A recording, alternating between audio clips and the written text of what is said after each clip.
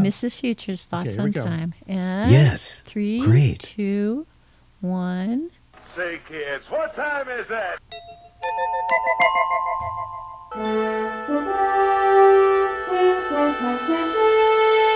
The future is coming on, it's coming on, it's coming on, it's coming on, it's coming on. And welcome to the future. Boy, the future has been speeding up lately, don't you think? And thank you, AI, Yes. and thank you, everybody who's paying attention to the new resolution of our known reality. Oh, man. That's Mrs. Future, a.k.a. Sun. Who doesn't Who know doesn't that? know that? I don't know. Everybody I out just- there Yes. listening, I it's just our assumed somebody new was buddies. listening, It's you know? our I buddy love club. Sun. Aw, feelings very mutual. Yeah. And Bobby in San Francisco. That's right, Wilder. Bobby Wilder. Yeah. Yeah, you getting some sun yet? You know, through the 4th of July, it was like overcast, and I was out of town anyway. But today, there was sun since 10 o'clock this morning, you know? So whenever I can, I have to sit out there because the sun makes me feel better during the day. It's when I don't get sun, I feel kind of not sad, but I don't have energy. That's, you know, and my brain is not working correctly. Well, I think all life on Earth is a testimonial to storing sunshine. Yeah, I agree. And those of us on the West Coast, it's our job to do this properly. Store sunshine? Store sunshine, yeah. In our bodies? Yeah, I'll tell you. In our world? It's true. It's true. Like my favorite right now is this new plastic Adirondack lawn chair. Oh. We got right from. Oh, really? Yeah, and it's just So a perfect is it shape. UV resistant? I mean, is it, Yeah, well, it's holding up pretty well. It's got a Thank you, built-in. Ace Hardware, for Yeah. this year's selection of Adirondack composite you know plastic what? I have launchers. one of those in Do the you? backyard. They're Yes. great, aren't they? Does yours have the? Yeah, I mean, I've had it for 10 years, Oh, and it well. looks brand new. Really? They're Oh, super that's it. comfortable. Is yours wood or is it composite hydrocarbons? It's a composite, but it looks like wood. The Super light, Adirondacks that's right. look like wood slats. That's but, right. Yeah. It's plastic wood. Yeah. Plastic wood, but Yeah. but it's great. Or- you know, it's better. The wood would have rotted away Wood-looking by plastic, now. actually. Is the True. better, yeah. The wood would be splinters by now. Some of them in our butts, but no. Does We're your, going but for the plastic. the new ones have a cup holder. Ooh, cool. Oh. Built in. It slides out. It's really cool. Hey, Billy Sunshine checking in. Hi out there, Billy. Yeah, Billy was on last week. Oh. Yeah. Yeah. Hey, And- Bill. Hi, Billy. Yeah. And I hope that our dear friend Taylor Barcroft is well enough to be listening, even though I would not like him to be talking because, you know, No. his timing is just out of phase with mine. You chewed him out last week. I And, know. I hope he's- I didn't send him to the hospital. Well, he is in the That was, hospital. I know. He is. Yeah. I hope it's. Bless your heart, Taylor. We love you. I'm sorry. Yeah, we love you, Taylor. Yeah. So, yeah, he just had kind of a minor stroke. It was a narrowing of the arteries in the brain, and so it affected his speech. But he's better. He's recovered. So, Yeah, but he's still not welcome to comment on the show because he's losing it, man.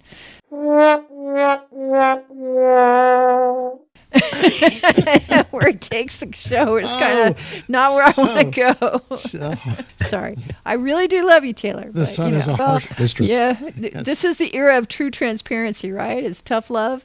I hope you understand. Yeah, tough love. In sickness and in health. Tough love. That's right. Hopefully in health. We're looking forward to seeing you again, buddy. Yes. We'll be we down wanna have you visiting back, next week. especially with your son visiting. Yeah. And Yeah. for those of you who are new, Taylor is our Apple you would say. Commentator. So much more than Apple. Yes. That's Apple's right. a good start. That's right. He's our favorite parts encyclopedia for all gear Apple. And he's definitely likes to alert us when we can save a buck buying it on sale. Oh, yeah. right. Yeah. He's all over the Micro Center, the new one in San Jose. Oh, that's right. That's the new Fry's. Fry's. Fry's Electronics, which was a geek's department store. Have you been to the Right. new one? No, I have to go. I really look forward to it because I miss fries so much. I mean, Yeah. there's It was a big nothing. part There's of our- nothing like fries. Yeah. Why would you think that something that was about leaving this world and going into cyberspace would have to have such a big physical imprint? Who would have guessed? Yeah. What are you talking about? Well, I'm thinking that the idea is that you can buy everything at Fry's like online these days, right? Oh, But right. it's not the same Oh. thing. It's not the same experience. Oh, as well, you actually do walking still have a through meat body. a giant geek shopping center. A screen is just an extension of your eyeball. Yeah. You know, you still have the whole rest of your trillions of cells to give quality experiences to. Yeah. But there's something about actually picking up these advanced processors or memory or wires or something. There's something tangible. And then realizing, well, what am I going to do with this? And what can I make out of it? It's like going to a new toy box and looking at all the new toys that you can play with, you know? Sure. That's what it was for me, the Fry's experience. You know? Exactly right. I'll never forget that the first Fry's in Sunnyvale, I met my old friend Alan Bruner there at lunch hour. I was working nearby at Corporate Times, and he had this hard drive, and he was looking to create a new hard drive case, a portable system from parts he found at Fry's. You know, the hard drives and all that. They weren't as mated as they were later on.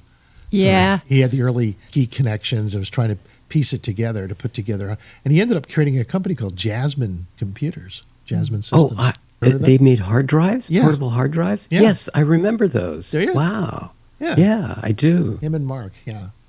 Well, I have to say, I don't know if Zoomers remember, but Boomers definitely remember the days when to be cool, to be a cool nerd, was to have all kinds of unfinished circuit boards around that you were gluing together with your soldering kit and trying to make things come up on screens. And, you know, it was the simple world of fabricating computers before they were normal mainstream fare. Yeah, you had to invent them. Think up stuff and like putting together almost anything you want. Like a crossword puzzle where you could just imagine what you wanted to create and you could create it. Things were very fluid in terms of what computers could do, microcomputers could do. Yeah. That's where we are today with AI. It's the same thing. Oh, yeah. Like every model is just a different piece of a puzzle. It optimizes very specific parts of all the possibilities of things you can do with computers and language and art and storytelling. And boy, it's just got so many new directions you can go. Oh, one thing, I have a good tip for you. If you're using the Google One subscription where you get 2 terabytes to store all your data, you know, a lot of people are doing that.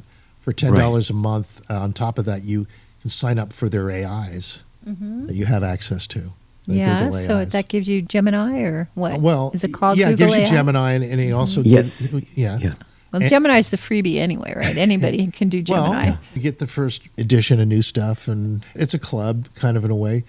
You also get access to Veo 3. Veo 3, that's the 3. hot new AI animation program that'll Well, allow you to make little short movies That's with the your avatars. text to video generator that they're selling. Right. Yeah.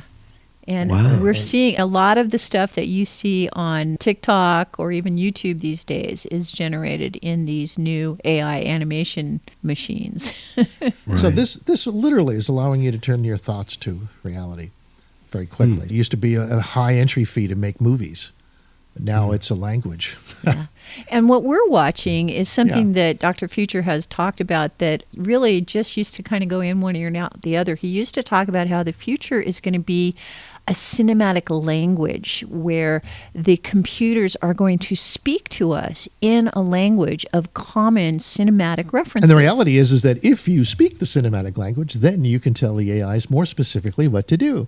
So yeah, you it's can tell really- them what shot you want to see. So look you at can this tell them for- what scene you want to reference in what movie. Internal, external. You like writing a script, a lot of Yeah. those details. Yeah, and to get around some of the prompt issues where you're not allowed to invoke a live living person who might be offended, so they'll stop you. But if you say, "Oh, I want the ghostwriter of this live living person," then it'll give you some stylistic imitating qualities that are pretty fun to play with. Yeah, your AI is a nice improv actor. Just give him a role and he's happy to do it for you. Yeah, Right. absolutely. For better or for worse. For better, for worse.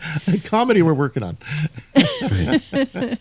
No, No, Phil- they're really bad at comedy. I have I to know, say, that's true. humans Yeah. do not worry. No, that's the our- computers do so not far yet our have a stand-up sense of thing humor. is ever- They're working on it. Irony. They're working on it. Yeah, irony things, all kinds of interesting. Yeah. Every time But, I ask them to do something comical, I cringe after I see what they give me back. Right. And I try and gently let them know that we'll try something else. Really, there is a new language that's being created. Like, when I went to film school, they were talking about film. It creates new language as a visual language and an audio language, 3D space, three-dimensional sounds. Everything it's a new experience. And what AI can do, it can give you more of these tools and actually sensory excite different parts of the brain that we couldn't have normally, or people just didn't have the imagination to use a different trick or a different visual thing, and it creates a new idea that didn't exist before. Yes, Yeah. and so new it's- ideas often start picking up steam too. Like a couple of them from this new Veo 3, because you're able to do video and audio simultaneously, you can do a whole movie with one prompt. So that's the magic. As soon as But you I can do thought you both. could only Wow. do like 30-second clips. Well, 8-second clips. Oh, 8 seconds, not 8 even seconds. 30. So you You have got to to think fit of your it- movie into an 8-second clip there, Of Al. almost anything you It's can a TikTok thing. Right. Yeah, it's really short. I mean, shorter than TikTok. Yeah. And if you can do that, and some memes have survived that. One of them is the The Yeti. Bigfoot, Yeti, Bigfoot. Sasquatch archetype. Everyone As knows a- that. It's As a global- YouTube influencer. and do Oh a my God. do a comedy shtick with that. But that's very funny people. That's, Yeah. the AIs are being cued. Yeah, it's like all the Yetis are stand-up comedians. They are. So I think I found myself a huzz. Haha. This is Lily, guys. Hi, Biggie's fans. So, I was thinking maybe we could. Oh, Bjorn. It was nice meeting you. Wait. But I was gonna show you my impressive collection of pine cones. Well, that's just great. Turns out in the dating world, even a Bigfoot can be overshadowed by a Yeti. I do get a belly laugh out of all those guys. Yeah, so for improv actors, I mean, Yeti, play with that concept, and you'll go far right now. Right. Huh. Yeah, and Wow. and there's a couple of You'll others, have too. to send me some. I've never seen any of You these. see these? Oh, they're The viral memes. The other big one is the Star Wars Stormtroopers. Yeah, there's Oh, one named yeah. Greg. I think there's a Stormtrooper named Greg.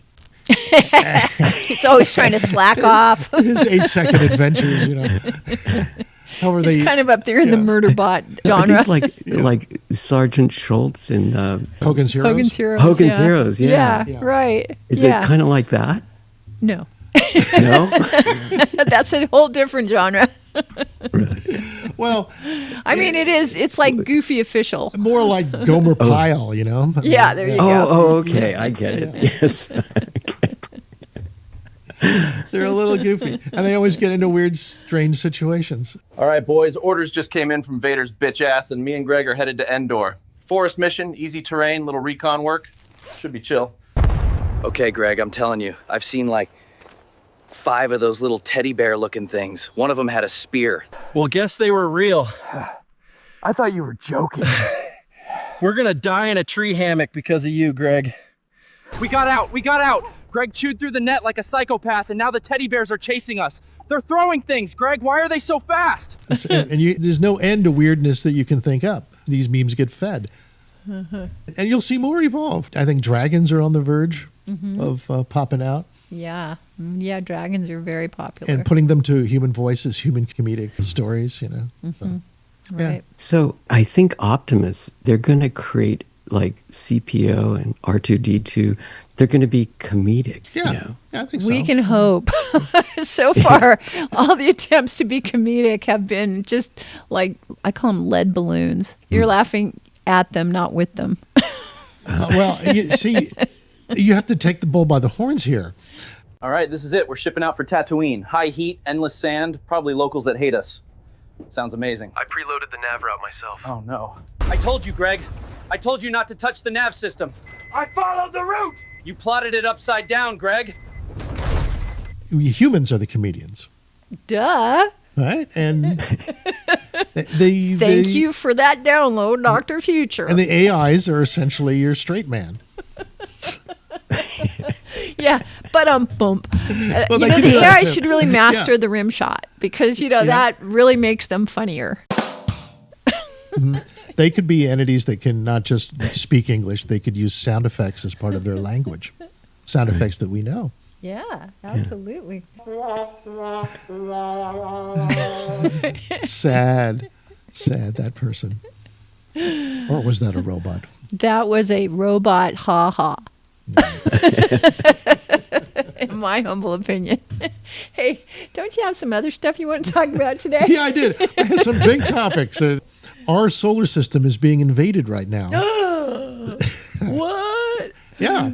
Is that what the Disclosure Project is no, all no, about? No, this is something that NASA is into. Oh, Right? if I mean, it's NASA not just, and Disclosure are not part of the same world at all. No, well, they are, but they're in denial. aren't at the same time. Yeah. That makes Okay. any sense. Yeah, they're NASA-funded Atlas. Okay. Atlas program. Atlas, the Chilean telescope. That's one of my favorites. Rio Hurtado, the Asteroid Terrestrial Impact Last Alert System. Yeah, so they're looking for things that Atlas. might hit Earth, right? Yes, last alert. They said, Buenos Aires. We might not be able to stop that comet that's coming from outer space, but at least we'll know about it. He said, We'll tell everyone it's coming. He said, we've got some good news and some bad news. Good news is most of you can relax. Bad news is Buenos Aires, duck and cover. Now that was Alan being funny, okay? That is not from the AIs. No, that was trying the humor end of Don't the worry, human Buenos interest. Aires. We're Yeah. just kidding. Yeah, it could be anything, Okay. anywhere, right? Okay, but nevertheless, the Atlas has discovered an interstellar object. No, why should we care? Right? Well, Why? there have only been 2 interstellar objects discovered before that. Our ability to spot an interstellar object is fairly new. What makes them so hard? Well, they're small, for one thing, so that makes them hard to see in the night sky, and they're fast, so it makes it hard to document. And we needed to have a telescope like the Atlas to be able to notice it and record it and show the scientific world that, in fact, it was an interstellar object. Yeah, it's coming in at a range and speed that's not typical of our solar system asteroids. Yeah, it's much faster. Yeah, it's just coming in from another direction, off the ecliptic, very fast, as you said. Mm-hmm.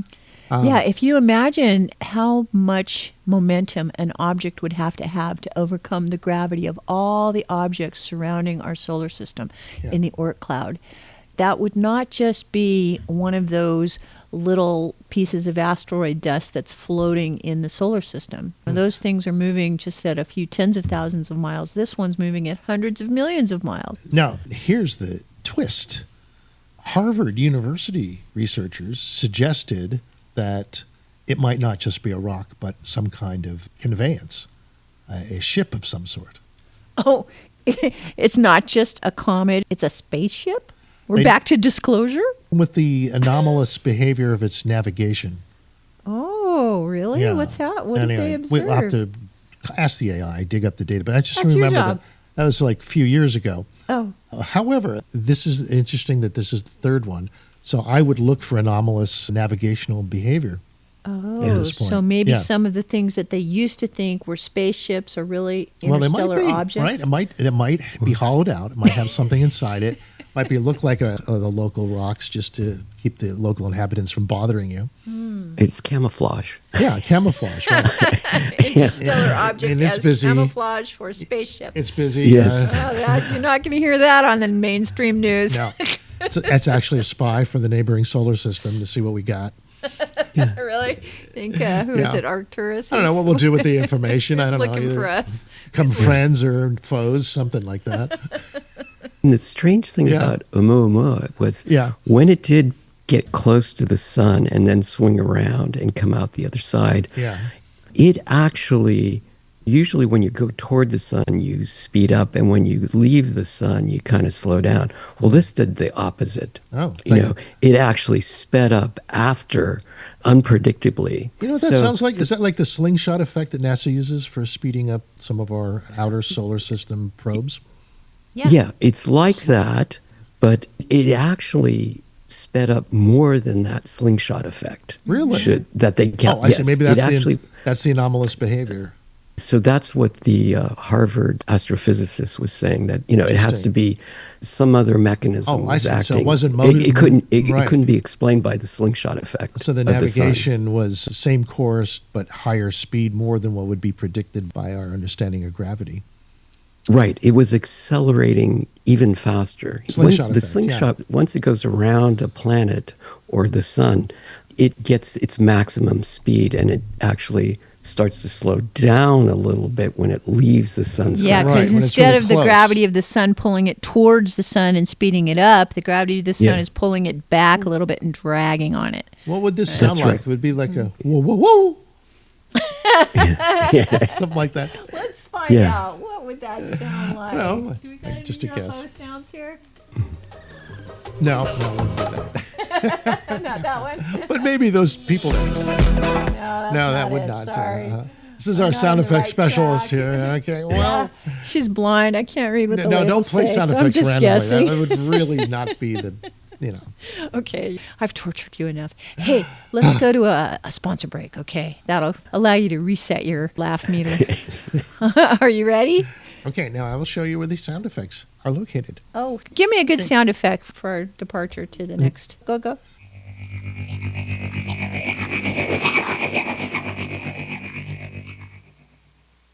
Back in the 16th century, a famous prophet and psychic, Nostradamus, predicted great disasters. Hundreds of years later, believe it or not, a lot of his predictions have come true. Today we have another psychic and prophet among us. His name is Nostradamus. His great ability to predict when home repairs, primarily a roof, will become a much-needed thing is truly remarkable. His predictions have been renowned and recorded for many years now. Yes, Nostradamus can be found a key owner at Knox Roofing, and he can give you accurate advice on when your roof will leak. His ability to see your home completed with only the best products and services is truly amazing. If you need a sitting with Nostradamus, all you need to do is call 461-0634, and you can receive a free reading of your home's life and its life-changing events about to occur. Okay, thanks, folks. Treehouse dispenses not only the finest cannabis products, but information to those who want to know how to use cannabis for maximum benefit. Hello, I'm Jenna. If you would like to know how best to use cannabis, ask your friends and neighbors at Treehouse Dispensary, 3651 Soquel Drive. If you're 21 plus with a valid ID, no appointment is necessary and the information is free. Order online at ourtreehouse.io and pick up at our drive-thru. See you soon. You need a clean, pleasant space to conduct business, but you don't want the burden of a long, expensive lease. Your solution is Satellite Co-working and Digital Media Studio on Soquel Avenue. Satellite offers private offices, meeting and conference rooms, even co-working by the hour, day, week, or month. Schedule a tour at satellitecoworking.com. Mention Santa Cruz Voice for 20% off your first reservation.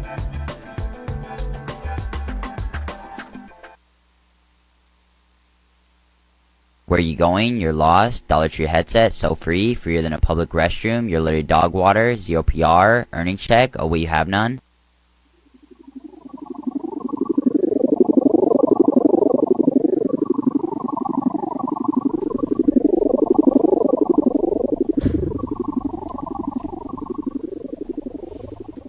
We're back. Jeez, how much time passed there? Well, it wasn't eons. It was way less than that. Okay. But it was late. But I had some really cool sound effects. I know you did, and you've got something on time you want to talk to. And before you do that, I had an experience out there on the deck where I sat in my plastic Adirondack chair for a couple of minutes. Yeah, to get some inspiration from the local sun. And close your eyes, and I found that there's a certain spot right between your eyes where it's brightest. Really? With sun, your eyes closed. With your and eyes you closed. Can Keep your eyes spot closed. the eye Yeah, with your third eye. But huh? yeah, but I think Spot that's the sun. spot. Now, I bet you it's probably connected with the ability of the brain to pick up light through Pineal gland. Yeah, possibly. Yeah, but I don't know. Yeah, that's the third eye. But then in this case, just try yourself wherever the sun is and get it centered in your head. And I started getting more visual screens turned on, so to speak. It was kind of like communications Sounds channel. amazing. So did you get a cosmic download? Well, I mostly got static, but I see. You did in your ham radio language, huh? You're still looking for a coherent signal. The signal you got some noise. but it wasn't about words in this case. It was actually an energy of heat, right? A heat and infrared coming in from the sun. It was. You can see that with your third eye, huh? We definitely see something. Wow. I think with your eyes closed, you're getting enough information about heat to see it and how it is affecting your retina. Well, I can't wait to try. Yeah, the photon's affecting your retina. Yeah. All right. Well, Anyway, right after the show, I'm heading out there. Anybody can do this. All right. Sounds good. See if you can see heat with your third eye. Just close your other two and look up towards the sun. All right. You give us a report, Mrs. Future. Okay, I will. But hey, now you have a story for us, giving you right? reports, Yeah. I have been scouring the various AIs that I have access to for information on the mythic history of time.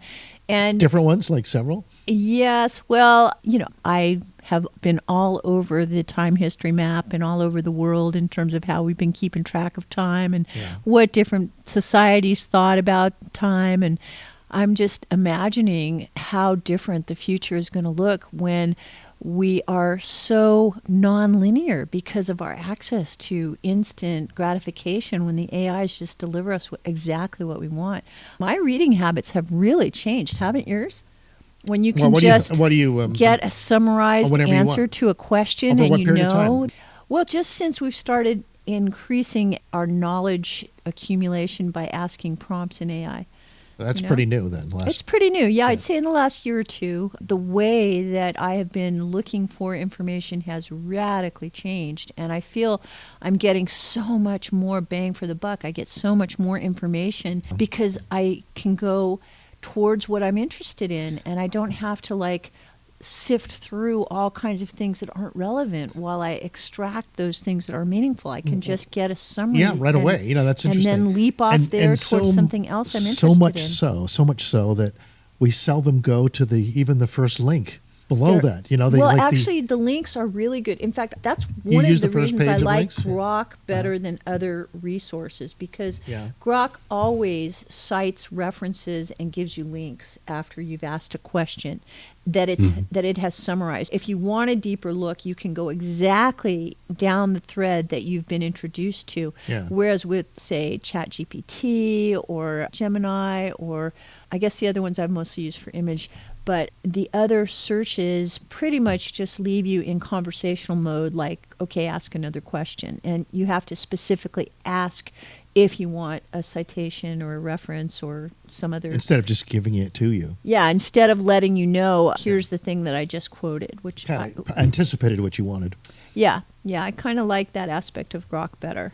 But I like conversing better with chat, because I find that the humanization and the way it's so friendly and complimentary is more fun. Grok is a little more like Mentat, I don't know. Answers your question, here's your details, here's your links. I don't get that at all. Oh, because you talk to Grok as Aura. Yeah, she's Well, sweet. maybe I need to name my Grok. Maybe that's the problem. They're giving you some battle axe for your yet. AI. I don't know about that. That's not what I'm No, I don't use Grok as much. I'm all I know. over the I wouldn't board. either if I had a battle axe answering all my questions about reality. No. What about you, Bobby? What's your favorite? Well, I've been analyzing a lot of these people that review all four of them, and they usually say that ChatGPT is Claude. very poetic. If you want a poem or wanted to tell a story very poetically, ChatGPT is your choice. Yeah. But if you want up to the minute, very quick responses with lots of references or whatever, Grok seems to be the one to go to if you want what is happening up to the minute, because it has access to X. The X feed, And so something that happened commentary. 5 minutes ago, Grok will tell you, well, ChatGPT, it might tell you what happened yesterday, Mm-hmm. It's true. Even though the AIs are giving us access to the answers to our questions, I still feel that their information is very boring and undigested compared to what we humans can do with it now that they have been our writing assistants. I feel like you can really feel the difference between a good writer and an AI treatment. I spent quite a bit of time because I'm all excited about this idea that I'm going to bring my own little article to Dr. Future's show every day, you know, Mrs. Future's Mythic History on Time, which is giving me a lot of gratification as I learn the history of time. And I remember our dear friend Bonnie DeVarco putting together many years ago a little salon that was held at our beach house where we learned for the first time some of the ways that ancient people looked up at the sky and what they knew and what they didn't know. And I had an aha experience that time was a resource that different parts of human society see very, very differently. And once that idea was lodged in my brain, I have always looked at time as a variable, not as a constant. And so when I'm interested in some aspect of time, it can take me down quite a rabbit hole. That's what I did this week. And at first, I thought I was going to do like I did last week and focus on the day. Here we are. It's July 8th. Yesterday was July 7th. That felt kind of cool. You know, it's a 7/7 day. But there wasn't really anything jumping out at me about the 7th of July that hadn't already been covered as what's interesting about July from the Julian calendar. You mean yesterday? Yes. Yesterday I was thinking about time. Yeah. Seems so far. Yes. Okay. So in trying to focus my thoughts, I was looking into Roman timekeeping and the Julian calendar. And one thing I learned is that ancient timekeepers were using these time measurements that were called decans, right? Decans? Yes, decans. And these were periods of time that were 10 days each. And so a 30-day month would have 3 decans. And it turns out that the origin of decans was from astronomy, Egyptian astronomy. 10, yes, number it means 10, right. 10 digits on the fingers, toes. Yes. So what about the 7-day work week? What happened? Well, I could actually give you a whole analysis of that, but it's a that's turn from the thing that we're thing, talking about right now. It was founded by these... No, but I'm fascinated by these 3 decans in a month. You know? Yes, It might have been a mutant seven-fingered man. Seven-fingered man. Nope. No? Nope. Sevens are definitely part of lunar calendars because there's 4 sevens in a 28-day month. Actually, the way that the priests who were in charge of the Roman calendar were keeping track of time, they basically would tell the people on the first crescent moon of the month when they needed to come to a holy festival, say like a Saturnalia. And on the first day of the month, they would tell people when was the nonce, or the N-O-N-E-S, I don't really know how to say it, nones.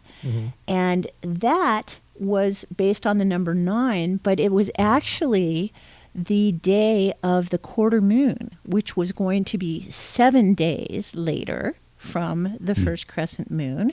However, they called it the nonce because it included the day they made the announcement on the crescent moon, and it was counting backwards sometimes from the full moon. So it included the bookends of the 7 days, and so it was called a nonce. But it was actually looking for the midpoint of the new moon and the full moon, which everybody knows the moon cycle is a little loosey-goosey. Sometimes the moon cycle is closer to 27 days, and sometimes it's closer to 29 days, and it just depends on the time of year and things like that. So here were these people who were trying to tell us what days were important in this moon cycle, and they were guessing and working backwards from the crescent moon and the full moon and telling people to show up on the 9th or the Ides. Now, we've all heard of the Ides of March. The 15th of March, right? The 15th of March, but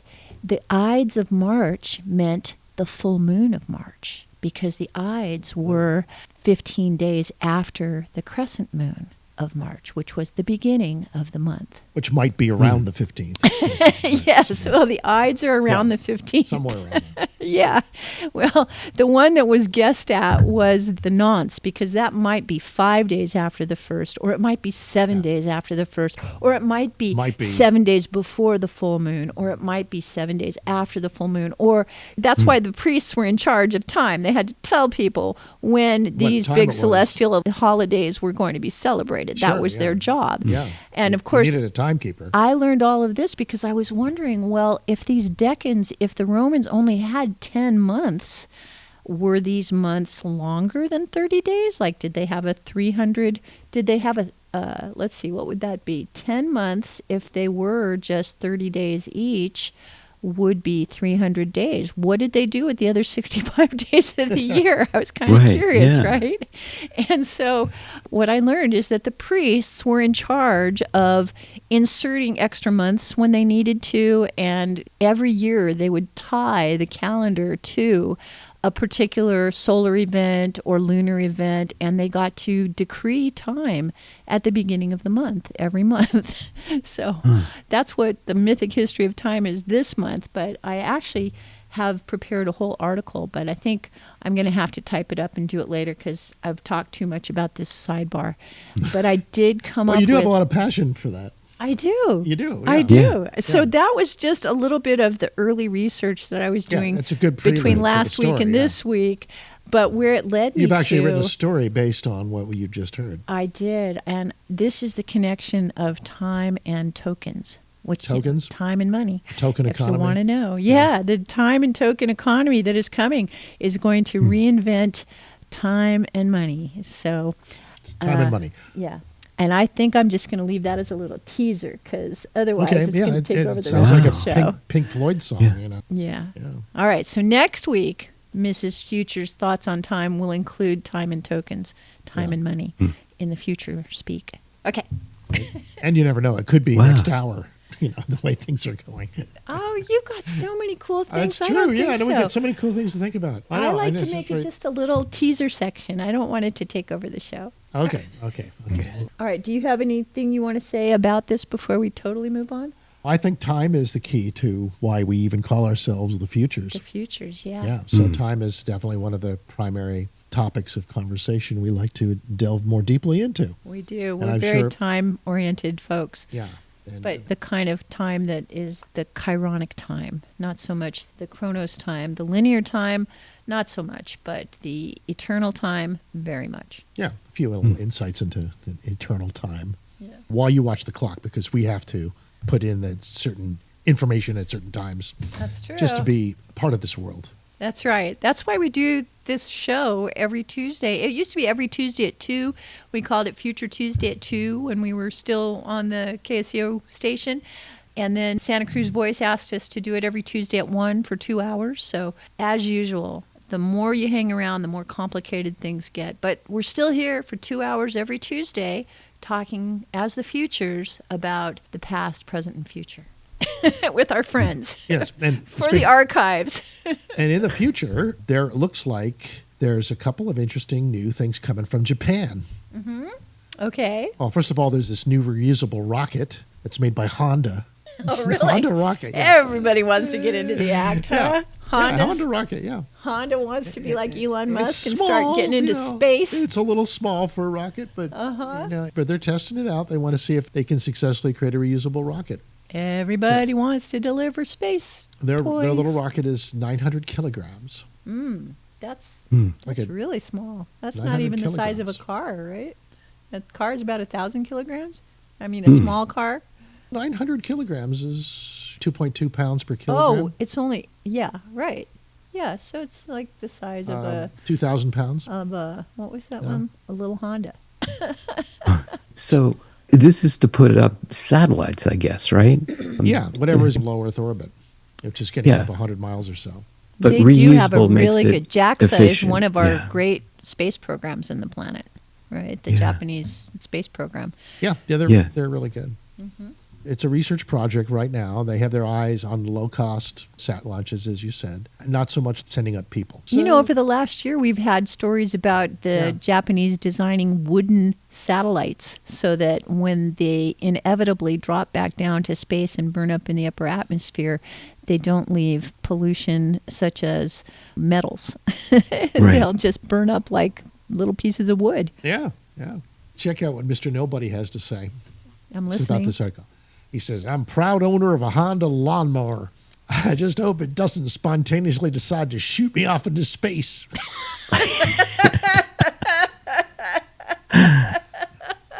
Little ejecto seat on your Honda lawnmower. Feedback on this article from Hackaday. That's what a reusable rocket will do for you. People love Honda, though, overall. Yeah, we do. We love Hondas. I've always been a Honda driver. Most of my life, I've had a Honda. My first car was a Honda. You had that Honda Prelude. Prelude. Yeah. Prelude. Yeah. Yeah. Right. Yeah, a little red Honda Prelude. Here's my a guy first decade as a driver. That's right. I never forget it when it died on the Highway 17 around a blind curve near Los Gatos, just after on the way up the mountain. That was exciting. Oh, yeah. That's when it was getting old. But it was good. We got out of that without a scratch. So. That's true. It was just scary, not harmful. Spills Dirt says, I love my Honda ultrasonic cutter for over a decade now. One of my favorite tools. I rarely go a week without using it for something. Have you ever even heard of that? Seems like all the Honda lawnmower people are chiming in on the Honda Rocket. No, this is a Honda ultrasonic cutter. You don't think that's a Honda lawnmower? So what does it cut? No, Is I it don't cut? Grass. No, Mrs. Future, no. Oh, look it up. Yeah, look it up. Honda ultrasonic. Why would a lawnmower be ultrasonic? See? It's got to be faster than light, something faster that than cuts. sound, huh? So what is ultrasonic? So it doesn't sound like a lawnmower. It's above your hearing frequencies, so it's kind of silent. All right, we're submitting it to Gemini. Come on, Google. Tell us what we're looking at. It looks like a little pen. It's cost $150. Really? Yeah. That's not a Honda. Well, that's not a Honda, but it is what an ultrasonic cutter is. An ultrasonic cutter looks like something they make They're tattoos knives, with. cutter knives, ultrasonic cutter knives. They're knives. What do you do with it? You cut things with them. It's plastic. You can cut plastic. Wow. Packaging, manufacturing. Can you 6 different blades. Can you ask your resource there what's the primary thing people do with their ultrasonic It's cutters? ideal for processing 3D printed parts. Oh, okay. So you can fiber composites. refine your 3D sculptures. It's ideal for cutting foils, cardboard, epoxy leather. Leather. Okay.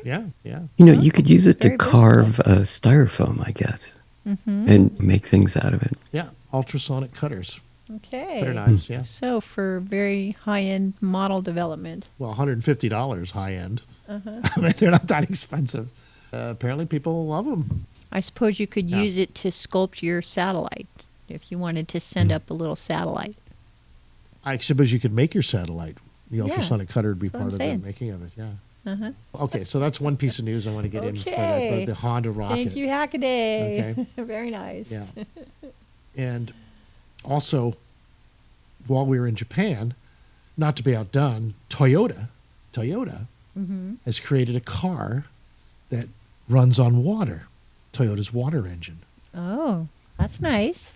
Yeah. They say it's the end of the battery era. What did they do?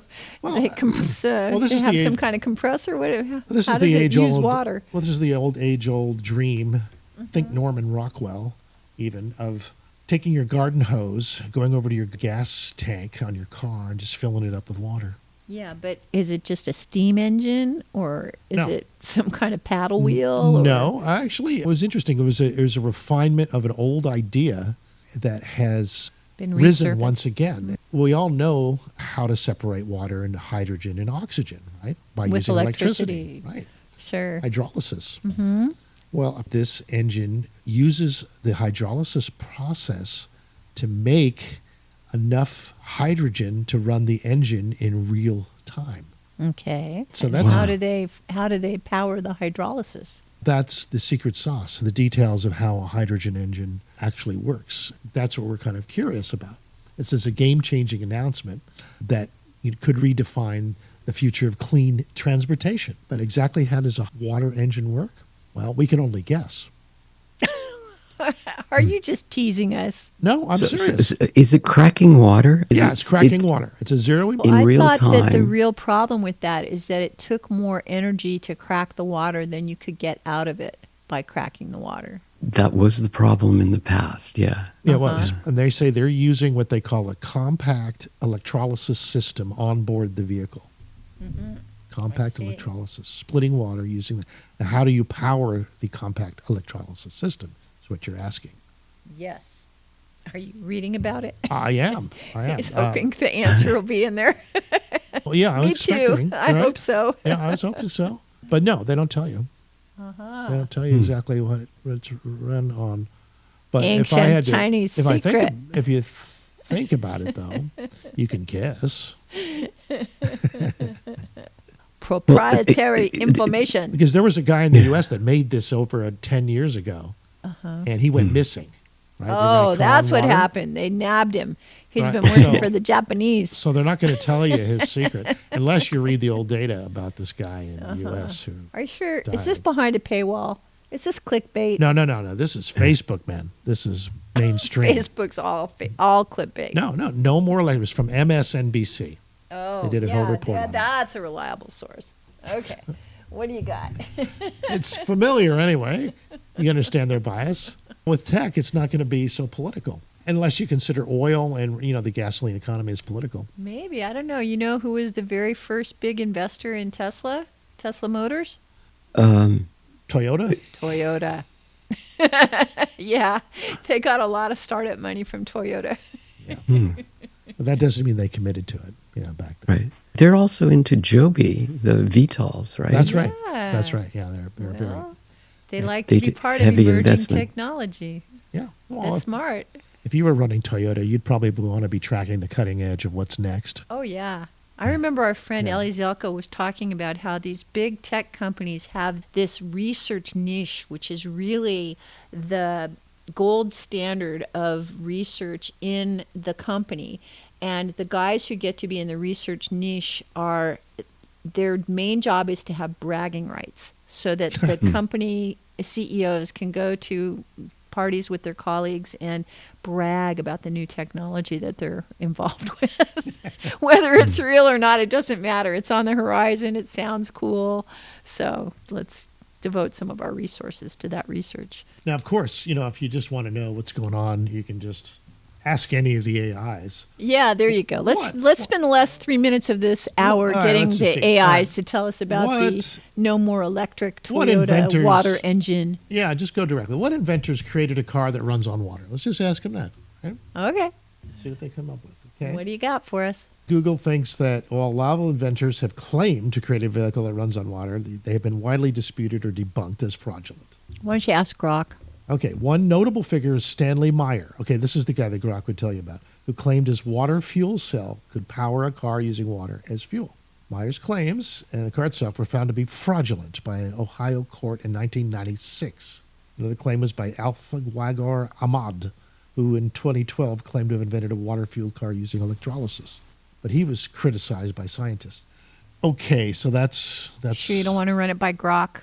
Competing AIs here for fringe technology answers. You get the feel from those guys. They don't want to tell you that there's anything to this, right? Yeah.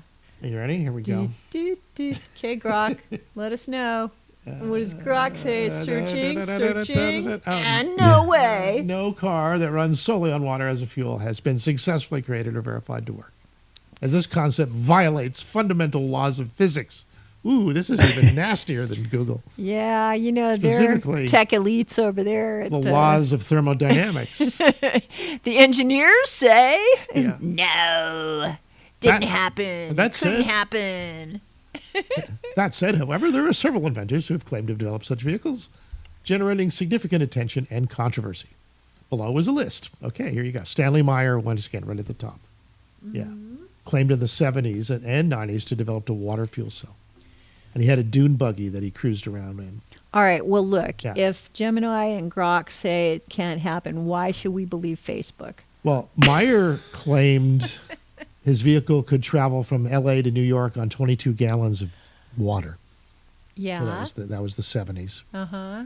But I thought he's the one who lost in court. Yeah, and lost his life later after that. Oh, so you think, Chicago courts could very well be corrupt.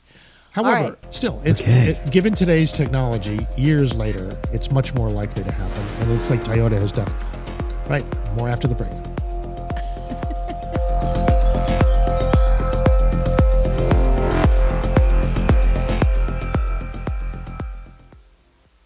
Let's get live. Let's get lively. Are you ready?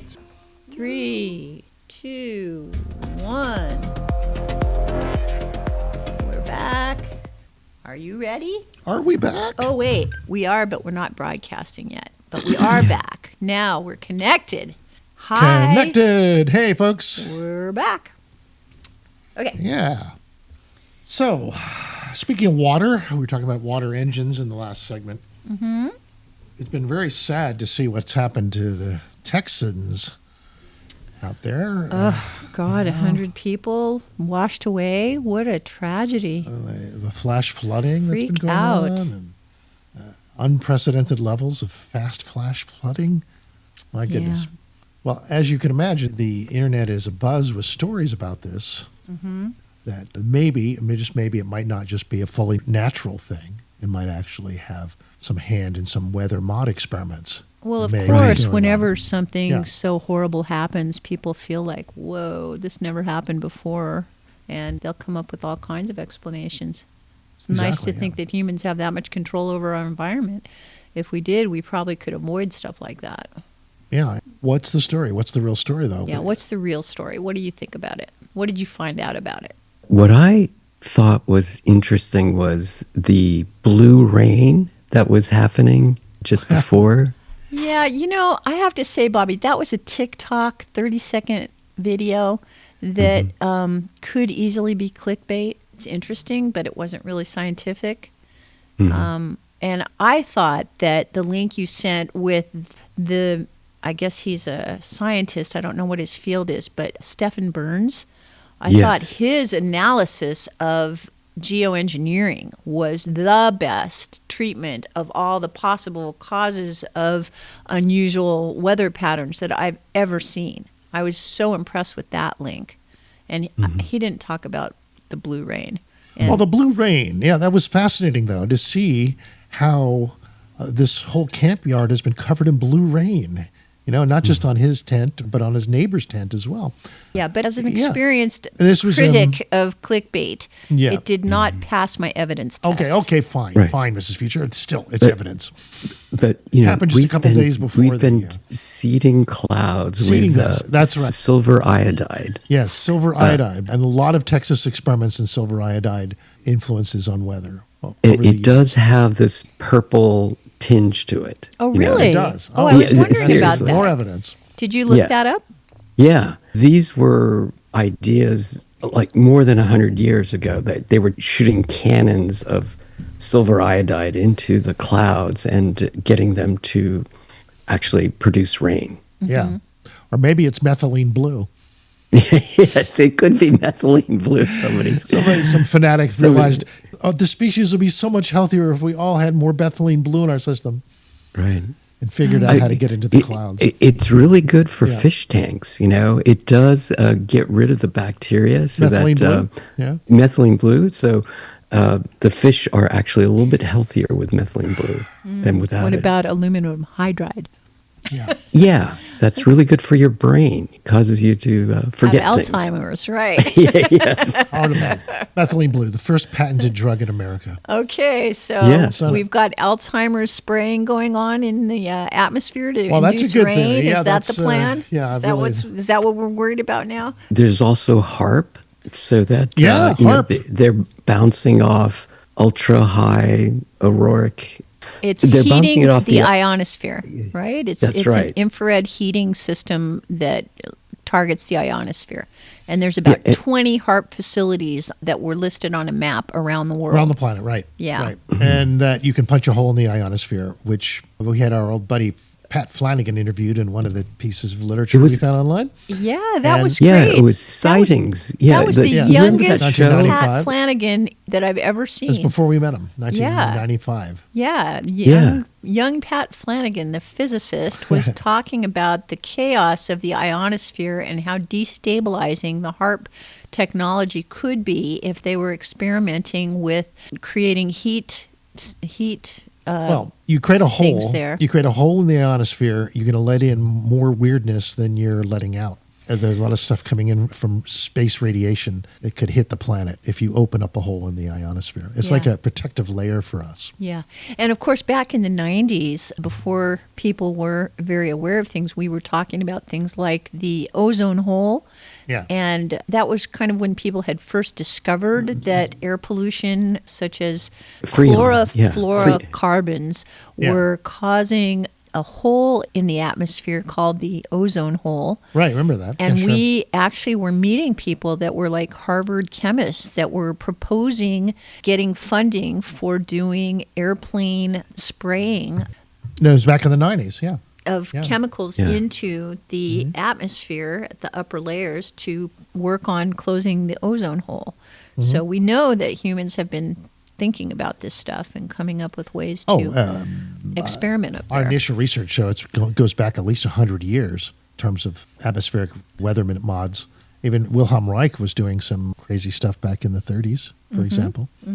But, that's right. Yeah. He had something like a rain machine kind of device. Yeah, cloudbuster, they call it. Yeah, that was it. It would actually dissipate the clouds, right? Yeah, dissipate the clouds or collect them. At one point, one of my advisors at McGill was a guy named Dr. Bernard Grad. Dr. Grad worked with Wilhelm Reich. He would go over the border from Montreal, Quebec, into Rangeley, Maine. And it was near Rangeley that Wilhelm Reich, the famous psychotherapist, energy worker, he was one of Freud's students, along with Jung, created a lab where he was studying life energy, orgone, he called it, orgone, and that there was a lot of it in the atmosphere, and that he had figured out various ways of connecting the human organism with the environment to get more life energy. And so his research created this thing called the cloudbuster, among other inventions, and it had long pipes that went into a local pond, and then it collected orgone with a series of pipes aimed at the sky. So it looked like a defense system you'd have against airplanes, but instead of being a gun, it was a cloudbuster. Dr. Grad said he approached Dr. Reich one time coming in from Montreal, and as he approached him, Dr. Grad noticed that Wilhelm was very focused so intently on his cloudbuster that he could hardly pay attention to anything else, including Dr. Grad. As he was doing so, Dr. Grad noticed this arrow coming out of the sky, an arrow of clouds, directly for them. He said at that moment, something just dropped in his mind, some both excitement and terror at the same time. If part of him wanted to stay and just learn more about this, what is going on? How does this work? And another part of him wanted to turn and run and never look back. Yeah, it was an apocryphal moment for Grad. Yeah. And he ended up staying. Didn't Wilhelm Reich go to jail because of the orgone box that he created? Yeah, he got in trouble for his thinking along these lines. Because when you enhance human energy, which it's like it would be like cocaine, for example, jacks the system up, gets people more animated than they would normally be. If you have more life energy, you would be more animated, and you have more life force to be flowing through your system, and that would bring out more funny, more character, more magic, really. And this was what he was looking for: is maximum health would be like that, where normal health wouldn't just be getting along, but where you'd be feeling fantastic and great, like you were an Olympic athlete. I thought that the big thing he got in trouble for was the fact that the medical world had subscribed to basically a chemical model, and his claims were coming from more of an energy frequency model. Yeah. And therefore they considered his methods to be fraudulent, right? Well, here's the thing. I think this is really what was going on in repressed America in the 1950s. You think it was those hysterical paroxysms that got him in trouble? I think it had to do with that, yes. And you see, the orgone accumulator was this magic box that you would place in your bedroom, right? And it would be like a little chamber. And when you close the door, you were not only in this magical Faraday cage from the future, but you were also isolated sonically from the bedroom. So no one could hear you in there. Right? Those sounds of ecstasy were yours and yours alone. Ding, ding, ding, ding. You got it, Mrs. Richard. That's right.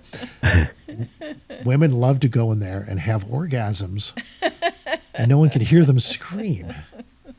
And it became very popular for that, even though, I think that was just a part of increasing life force in your system. That was part of it. But still, it was a part of it that really broke the bounds of civilization back then. Yes, the idea that women could have pleasure from sex was still not a common meme. Yeah, and so the FBI agents watching through binoculars on the outside of his research facility, his community.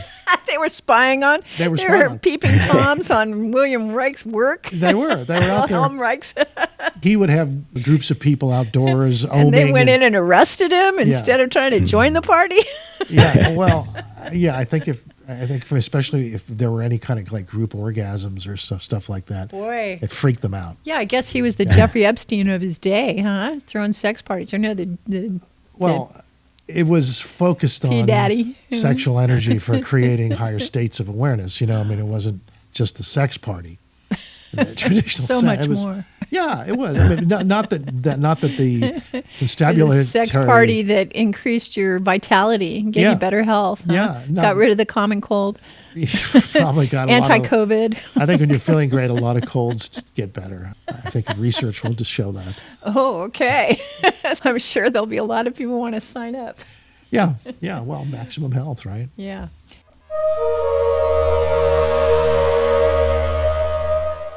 We were talking about the Texas floods and the various kinds of things. Yeah. So the things you were bringing into focus there. So do you have some articles on HAARP or on weather engineering?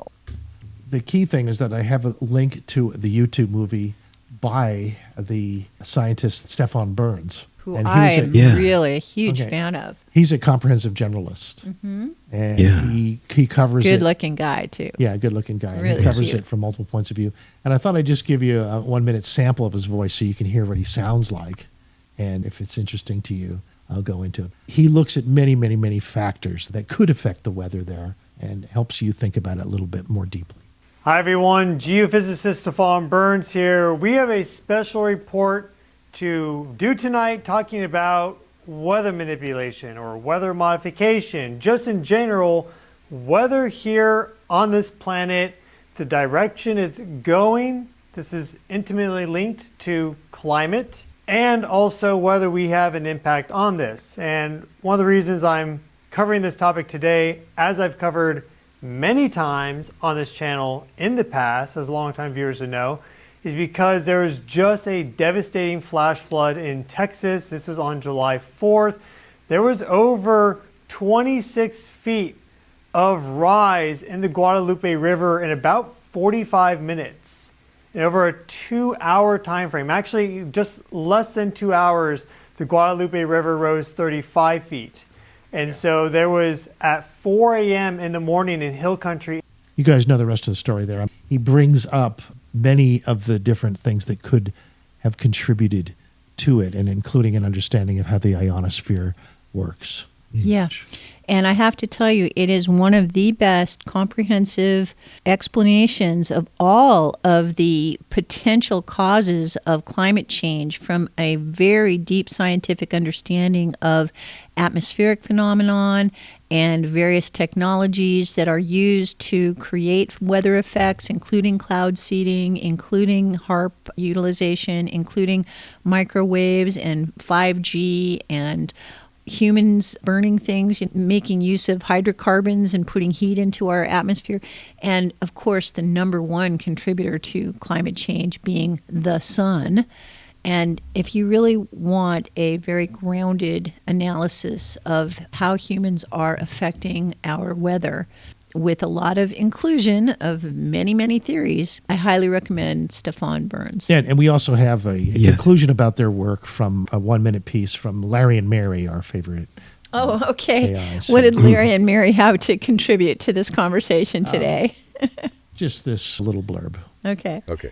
So just to recap this deep dive for everyone listening, we've really dug into the complex, many-layered reality of atmospheric modification. Mm-hmm. We look at the history, the intentional stuff like cloud seeding, but then the really big, pervasive impacts.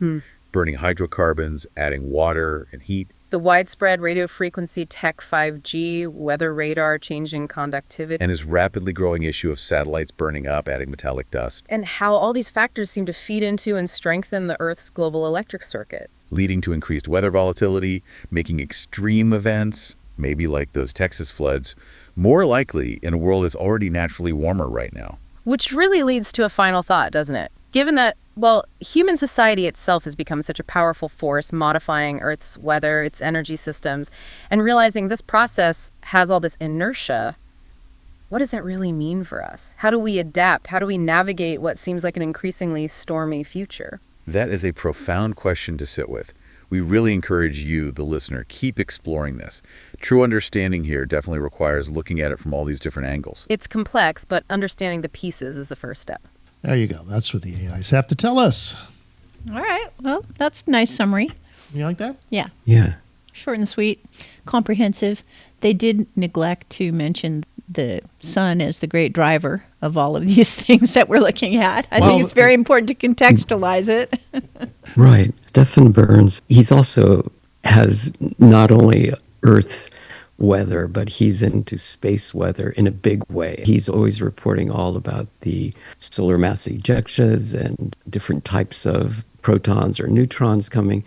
And this has a massive effect on weather, which regular weather people, they don't take that into account in the way that Stefan Burns does. Yeah. So he shows you all the reports from all the solar satellites and what kind of energy is coming and which sunspots and which types, and the amount of energy that comes off the sun and hits when these solar flares hit. It's unimaginable how much energy it is, how much more of an effect on our climate it has than anything else. For sure, yeah. And in the specific case of Texas, the information there suggests that cloud seeding has been going on in Texas for a long time, regulated under the 1967 Texas Weather Modification Act. Right. Which was, Yes. Since 1967. I think one of the most interesting things about that report was the picture of, what do they call it, the spike that went up from the stratosphere to the outer atmosphere. Yeah, that was taken from the space station. That was a sprite. Yeah, a sprite. Yeah. It's amazing to watch. Yeah, It's sort of like reverse lightning going out to space.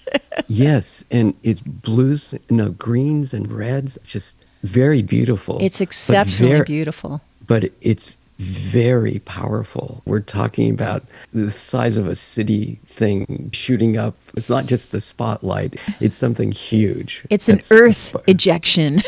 It's a planetary mass ejection. Yeah. And that was caught by the space station. Somebody took a picture at the right time. Yeah. Oh, yeah. One of the astronauts. We should really remember her name. Let's look it up for our archives because she got a beautiful picture. The still frame of it almost looks like a beautiful tornado. Yeah. It was right over, Kernville? Yeah. Kernville, right which is close to the... Between Austin and San Antonio.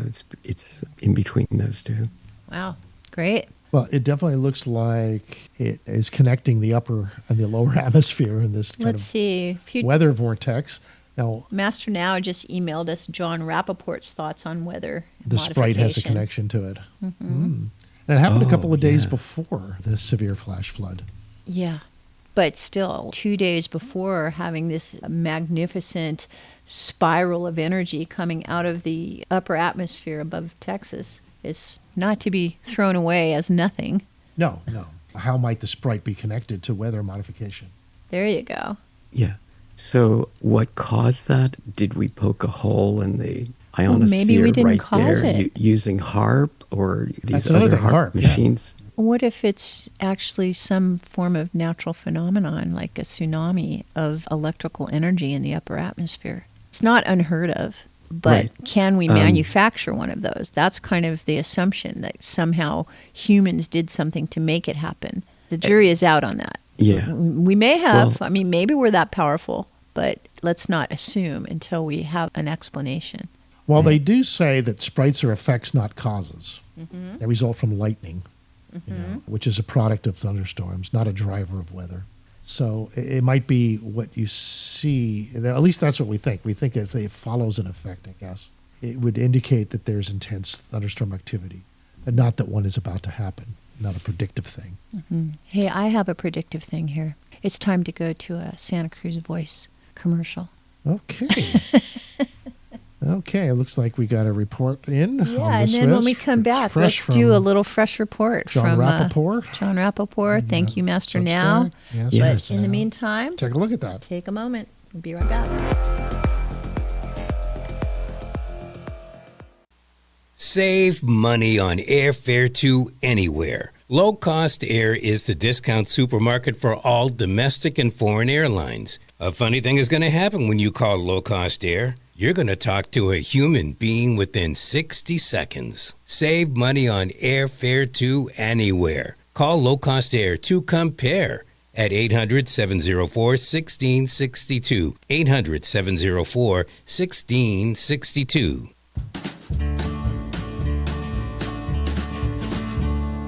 Deer fins, wood fins, livestock chain link, vinyl, iron fins, Cypress Coast fence.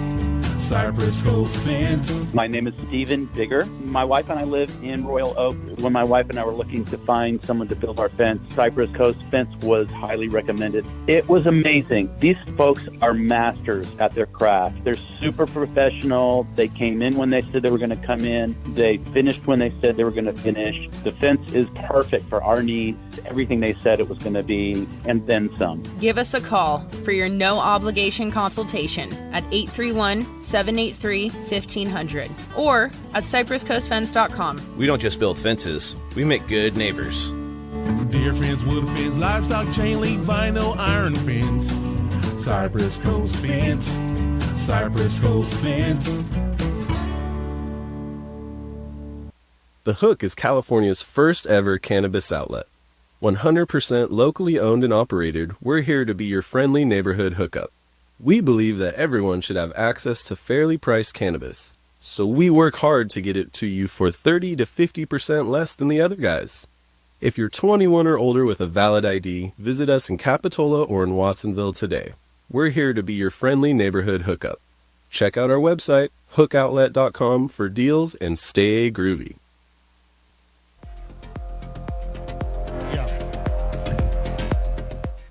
Oh, thank you for that information, Master Now. But that weather manipulation in Texas article from John Rappaport you sent us is behind a paywall. Can't go there during the show. Sorry. Yeah, so maybe you could just give us some of the... Why don't you submit it to an AI and send us a little summary? No, it's a Substack. So it's on Substack.com. So all you have to do is log into your Substack account, and then it'll show up. Yeah, it doesn't cost anything. Okay. Okay, well, can you do that right now? I think I can do that. He says one of the nation's most enduring weather modded projects is located in West Texas between the Permian Basin and the South Plains at the headwaters of the Colorado River of Texas. With its base of operation in Big Spring, the district's seeding program covered 2.6 million acres or 4,000 square miles between Lubbock and Midland. As with all organizations that conduct cloud seeding, they hold a license for it and a permit. Yeah, what I saw was that there are literally 1,000 permits given for weather modification experiments in Texas over the last 30 years or so, which means that it's pretty normal, which suggests that we check to see if one was going on when these flames occurred. That would be the next thing. And how do you do that? Maybe look at this online database that we're being suggested to look at here on weather experiments in Texas. Okay, so there are apparently 8 to 10 in the area that we're talking about itself where the flooding happened. Wow. The newest program is that of called the Trans-Pecos Weather Modification Association, which began seeding in 2003 in a 4-county area west of the Pecos River. They had their own equipment, including 2 airplanes and a radar, and they had their own personnel covering 5.1 million acres between El Paso and Midland. Massive weather manipulation for some time now. Yeah, apparently Rappaport is pretty skeptical about their understanding of what they're doing, and he thinks that this manipulation may actually call for an investigation and may be very linked to the recent flooding. Yeah, this whole program is described by the Texas State Agency directly on their website. Mm-hmm. He concludes that anyone who thinks this much ongoing weather experimenting for this long with side-by-side operations happening simultaneously is controllable, is whistling in the dark, and has no clue whatsoever. So, of course, weather manipulation in Texas would play a role in the current horrific flooding tragedy. Yeah. We were looking at something, a little brief clip from the Council of Foreign Relations, and it seemed like they were proposing that they get a budget for this kind of weather intervention, and they were assuming that it was valuable, and they did not seem to be presenting any cautionary tales or any potential downside of their plan. So I do think this is a problem with many experts in their field. They're so focused on what they're studying that they're not at all focused on the corollary effects and how it might destabilize other things. That's a big problem. Yeah. Hey, look at that. John Rappaport just added us to his list. He did. Yeah, Oh, good yeah. to have you here. So wonderful. some more Good to have you here too, John. All right, another good Appreciate source of your information. perspectives. That's fantastic. Okay. The link to Stefan Burns is there in the Dr. Future Show links on the drfutureshow.com/links page. Yeah. The Representative Marjorie Taylor Greene from Marjorie Georgia? Taylor Greene. She's tried to outlaw weather modification. She has a bill. Yeah, to and she ban had been it. working on it, but she's trying to get this passed because of what happened in Texas. That to Well, ban. that's kind of one of those guilty before proven innocent, right? We really cannot assume that we know the cause. We really have to investigate. And that's one of the things that I think Stefan Burns makes very clear, is that we certainly can see that there are a lot of co-conspirators and a lot of factors that may have converged into this disaster. And we've got to be very diligent in learning to understand those very complex elements that are all contributing. Yeah. It's not time to just pass a law as if we know what we're doing. We've got to know what's going on. Yeah. And also, there's probably a very good way to utilize weather mod. It's a complicated thing, but then, hey, so are vaccines. These things need to be considered in our choices of having a better planet. There are a lot of weather conspiracies that are coming in after the Texas flooding. And so we really need to keep a calm, open mind and do our due diligence. Yeah. And the Stefan Burns approach, I think, is worth looking at. It's a little boring to listen to if you're used to fast thinking. He covers a lot of topics and connects them together, but he's not an orator. He's not really someone that... His knowledge is clearly PhD level, but his presentation is clearly anybody who's interested. So feel free to drop him into an AI for getting a translation, and it might help you with that. But the thing to keep in mind is it's full spectrum. He's looking at not just what might be in the atmosphere in terms of chemicals, what might be happening with electromagnetics and 5G and how it might be affecting the atmosphere and hydrocarbons water and reduction heat, and hydrocarbons, burning our stored solar resources of millions of years. Exactly. All these are vectors into what could be happening there. I suspect there might be, since we're having major changes as far as the magnetic poles and there's fluctuations and there's dead spots in the earth, that as the iron at the core of our planet is shifting a little bit and could flip, it could be an electromagnetic anomaly in the ionosphere, and that there might have been a hole there, or it could have been HARP, or it could have been these lasers that are poking holes in the ionosphere. Who knows? But I think it's kind of odd that it happened on the 4th of July of all days. And were people involved in this, or was it natural occurrence? You know? Yeah.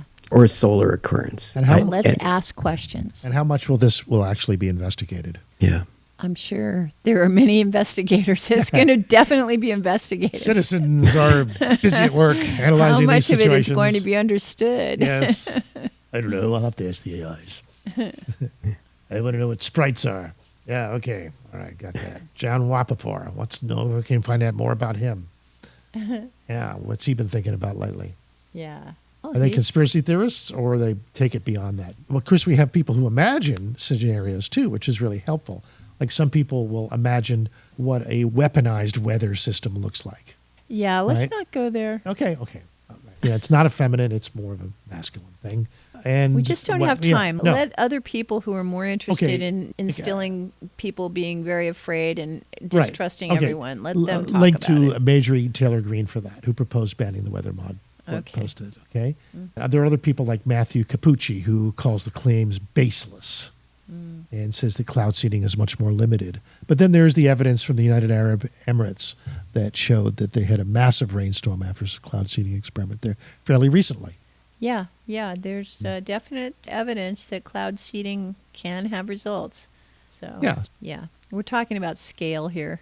Mhm. We're talking about human intention. We're talking about Mother Nature. We're talking about planetary, complex weather systems, climate systems, and forces that are way beyond our individual ability to push a button and make it go. Exactly. And to investigate these things, we've got to use the latest tools. Like the tools that are used in war, like drones, could be used for investigating weather changes. They could be sent into the weather conditions and handle it. And of course, one of the problems with normal propellers is that they can be affected by the rain. There's a new type of propeller that's actually a very old one that looks like something Leonardo da Vinci invented, that famous screw, that water screw. Archimedes screw. The Archimedes screw that Da Vinci Played with. was Yeah. into. Uh-huh. The Da Vinci's aerial helicopter screw. design They has had that, he had a right? version called the aerial screw. Mm-hmm. Well, there's a group that has figured out that a modern drone could use something like that instead of the existing blades, and it would be quieter and maybe more power in it. A spiral rotor. A spiral rotor, quieter and more power. Mm-hmm. Isn't that interesting? Yeah. And that's all from his airflow doodles of the 15th century, Mm-hmm. that overgrown Archimedes screw. Yeah. They built a small prototype at the University of Maryland. Really? Do you have a video? Yeah. Yeah, we'll show it on the radio. Leonardo had his sketchbook, and it looked like a version of a helicopter. It was his idea of a helicopter with this screw. Instead of having narrow blades, it was just a very complete screw of the air and just twisting and lifting upwards, his helicopter design. Yeah, he was a guy who would appreciate what's happening today with these things. He was always hired by different factions in Italy. He was hired for military applications of his ideas. Yeah, those are the ones that could pay the bills back then. That's right. Not to say that the helicopter was a military thing. He just wanted to fly, I think. A lot of these, they were like slingshot things that would throw rocks. And there's a lot of research out of MIT where they're using these toroidal propellers. And they're much more efficient. And they're supposed to be quieter, too. The toroidal, there's flow shape that came out of Schlumberger from the 30s in Germany or Switzerland, was it? A lot of these are top secret propeller blades for Corkscrew water, type. too. Yeah, it's fascinating. Yeah. This looks like the corkscrew kind of design would be great for flying drones and being very quiet. So we might they see would be that quiet soon. because they don't create on the edges of the propellers. What happens is there's turbulence, and it actually causes drag and it causes noise.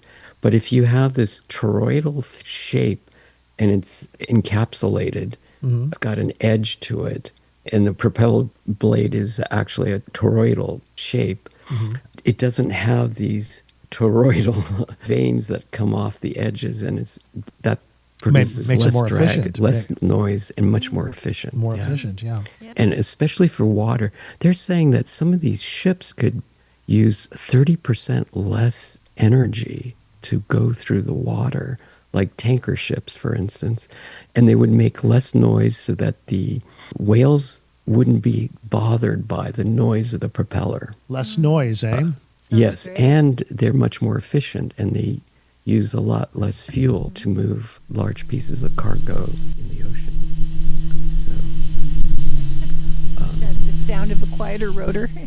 Yes, exactly. These propeller blades cost 3 times more expensive than a regular propeller blade. Yeah, I can see that. The Precision normal ones sound more like engineering. this, right? Ones are more of a normal blade or even higher.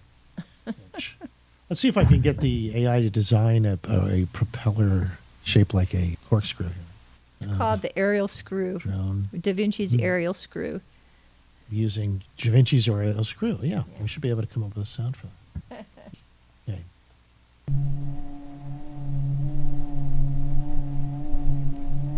Okay, that's sample 1. Here's sample 2. Much quieter. I like this one. That's better. Okay, so What else we got here? a couple more stories before we end today. Okay. It turns out that there's a reverse evolution that reveals a hidden defense in tomatoes. What? It's a rare... Saying tomatoes know how to Yeah, defend a reversion. themselves. No, naturally, these tomatoes are from the Galapagos Islands. Right. Naturally? Yeah, naturally. Well, because Galapagos has Are everything tomatoes weird, from right? the Galapagos Islands? They have everything I've never right there. heard of them. You know the Galapagos and the, Well, the no, lizards? I and the- wouldn't think that I mean, tomatoes are do you native know to the them. history of tomatoes? Tell me. What do you What think? do you know about? They have lectins. The story was that when Columbus went to the New World, he brought back tomatoes to Italy. Mm-hmm. Yeah. And for 200 years, they thought it was poisonous. And so it was only used as an ornamental plant. It had these beautiful red tomatoes on them, but they were told not to eat them. And it wasn't until that they realized that if you peel the tomato and remove the seeds, they didn't know it, but they were removing the lectins. And then they created the Romano tomato from this. So in Italy, when you made tomato sauce, you would always peel the skin and remove the seeds. And the idea is for millions of years, plants always wanted to have their seed and their offspring to proliferate and continue on. And so they would put their highest defenses on the skin, which is a pesticide. And so the New World had these plants that the Old World never had experience with. That's why I don't have the gene to break down the lectins. Wow. So tomatoes for me, and especially bell peppers, I'm really very allergic to. Wow, that's a very interesting history. So History of tomatoes, these are called nightshades, Yeah. which are all New World plants and vegetables that regular people from outside that area don't have the right genes to actually break down the lectins, this defense mechanism that these plants have created for millions of years. So would you say it's typical for Asians to not have this ability to break down the lectins? Is it associated with any particular geography? It's actually, if you get your genome and have it analyzed, it's something called a CB2 gene you can have a test for. And if you have that gene, then you can break down these lectins. So a lot of Native Americans have this, not all of them, but a lot of them do in North and South America. So they can eat corn, they can eat potatoes and things. But the potato was not in Europe until after Columbus. Mm-hmm. Yeah. So a lot of these things, they contain varying amounts of these things called lectins. And so you just need to do a genetic test. It could be that your parents from one side or another have that gene, and so you're able to eat I know these. the Irish side could totally eat potatoes and the Italian side could totally eat tomatoes. Totally, man. Totally. Yeah. The best thing is to buy a pressure cooker and cook your beans and potatoes and tomatoes and everything. If you pressure cook it, it breaks down the lectin, so anybody can eat it after that. Okay, there you go. The cooking section of our show. Oh, right. Well, Break down your lectins. I love tomatoes. I really do. I do. In this case, the Galapagos tomatoes, the reverse evolution, where they revert to some ancient molecular profile. They're not as tasty. They're more bitter, and they have a toxic compound they call steroidal glycoalkaloids, or SGAs. Mm-hmm. We have bred that out of modern tomatoes for flavor. But we've discovered that the SGAs are actually a natural defense mechanism against pests and pathogens. Are you saying Yeah. tomatoes consider us to be pests? Yeah, they didn't want us. They don't want us to eat them, want so us they eating their tasted flowers, eat the eating their tomatoes. seeds. Yeah, right. I guess Yeah. that's true. That would, think about it. They, Oh, this they is put terrible on a red tasting. warning. I'm not They going to eat said, that. Don't Yeah. eat this or we'll kill you. We're throwing all this poison in the skin. You got a point there, Mrs. Future. Yeah, it's a natural defense mechanism against They tried to be us. nice. Okay, us, It's comma, us who ignored the warnings. us, comma, pests, comma, and pathogens. Researchers have identified 4 amino acids to change it from a modern signature to an ancestral one. So the tomato can be shifted back in time to protect it. And this will reduce reliance on pesticides. And the trick is to maintain the desirable fruit quality through developmental stage-specific modifications so that it stays tasting good. You want to be able to get the advantage of this SGA without the bitterness. How can we do that? That's the challenge right now. But we now know that when we trigger off that national defense mechanism and that ancient roadmap of our original chemistry of the tomato, it's much more resilient to pests. We're getting close to the end here. You got any thoughts for thinking about the future now over the next few days? Neanderthals on their prehistoric fact factory next week.